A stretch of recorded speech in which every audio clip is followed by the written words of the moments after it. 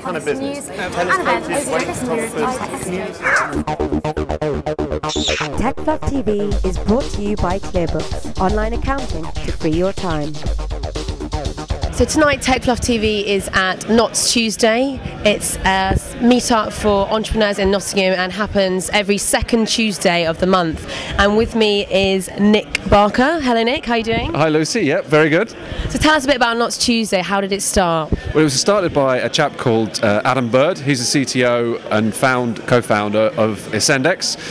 He started it just over a year ago and it's grown to be a very successful meetup group. So what have we got to look forward to for the first NottTuesday of 2011 tonight? Yeah, we've got a cracking start. We've got the founder, Rob Wilmott of Freeserve. So it's a fantastic person to have speaking tonight because they, of course, floated 1.6 billion. So it's great from the Midlands to have such a fantastic exit. So I'm Alan O'Dea. I'm CEO of a company called Simple Lifeforms. We're a social game developer. We make games for Facebook, iPhone. We're working on location-based games at the moment. So can you let us know some of the games that you've worked on? Yeah, we just finished a soccer game, which is you're scoring hat tricks, you're kicking goals in nets, and it's got about 60,000 users on Facebook at the moment, so it's not so bad. We've actually got the winner of the NottTuesday startup competition from their first year back in 2009 with us now. Hello, what's your name and what's your startup? Hi there, my name's Darren Ramowski and I run a website called golfshake.com. So you won the award back in, was it November 2009? It's actually March 2009. March 2009. So what did that mean for you guys? To be honest, it was my first time actually getting out there and actually telling the tech community what we actually did and actually doing a pitch presentation. So whilst over the sort of the 18 months to 2 years whilst we've been developing the site and actually building up a user base and growing, it was actually good to go out there and actually stand up with the tech community and actually tell people and actually get some feedback from the kind of the real world about what we were doing and actually then using it for the next push and the next drive in terms of our growth. So you're all about golfing. The demographic for golfing might not always be the kind of people that are using social media that are readily connected to the internet. So how did you reach out to this demographic in the early stages when you're growing the business? To be honest, that's been one of the toughest challenges for us, the fact that golfers, the demographic is so diverse and generally they tend less to be using the technology online. But what we actually found with our growth is we built in a lot of the social media tools that you actually see now in terms of referrals and the viral activity. So actually the growth all came about once we tied into one golfer. We knew that using some of our tools and techniques in the site in terms of referring the system, authenticating what's going off and the whole peer recommendation, that we're actually then able to tap into their friends and actually grow that way when they might not necessarily be using what we'd actually see as the social media tools out there today.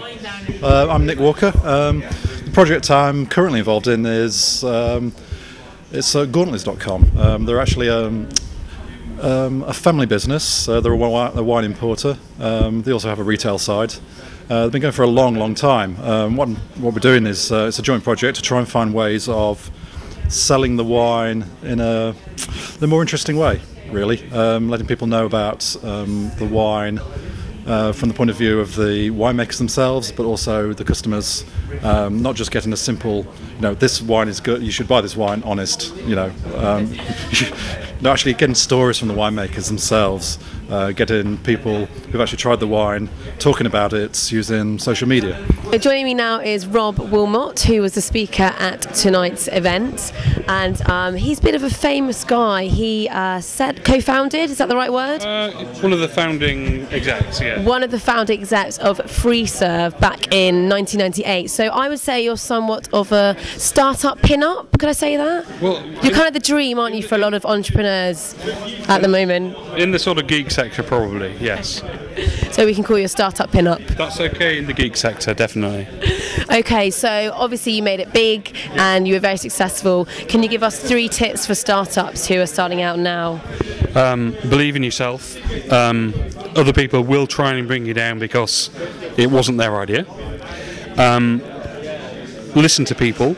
People who've done it before can give good advice and you can learn from mistakes. And the third one is, if you're lucky to be offered investment, look around. Don't just take the first offer. And for the people that weren't listening to the talk that you gave us earlier here at NottTuesday, can you tell us about couple of the difficulties that you had, just to kind of give a bit of encouragement to people out there who might be struggling with similar situations? Well, articulating the idea so people can really understand it and buy into it, that can be quite tough, because as an innovator or an entrepreneur you might have a clear vision, but unless you can get it out there and make people want to use it to satisfy a need, it's pretty much useless. Okay, and 3 tools that you think are the most useful online that you use? Well, at the moment I'm a big fan of TweetDeck, but I'm moving a lot more into Hootsuite. I'm a big Hootsuite fan. I prefer it, yeah. But I tried it a year ago, it wasn't so hot, but now, with all of the scheduling and multi-channel and all the monitoring and the analytics, it's becoming a very powerful tool. And a third, what would I be saying? I'm really enjoying Facebook as a tool at the moment. It's a bit boring, isn't it? Isn't that a bit obvious? No, because there's so much opportunity with the advertising space. You look now, they've exceeded Google. That's a great opportunity to target your advertising at a much lower rate than Google at the moment. So that's the exciting thing for me. Okay, and finally, if we look to the future, what do you think is going to be big in 2011?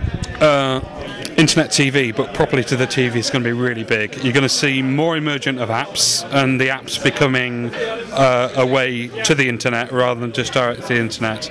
And mobile is going to be phenomenal. The mobile phone is going to become more ubiquitous as a device for accessing the internet than it has been ever before. So we're going to be able to do everything we can ever think of from our mobile phone devices? Do you know I pretty much do now? Well, there you go, you heard it here first. Thank you very much, Rob. Thank you for talking to us. Kind of business.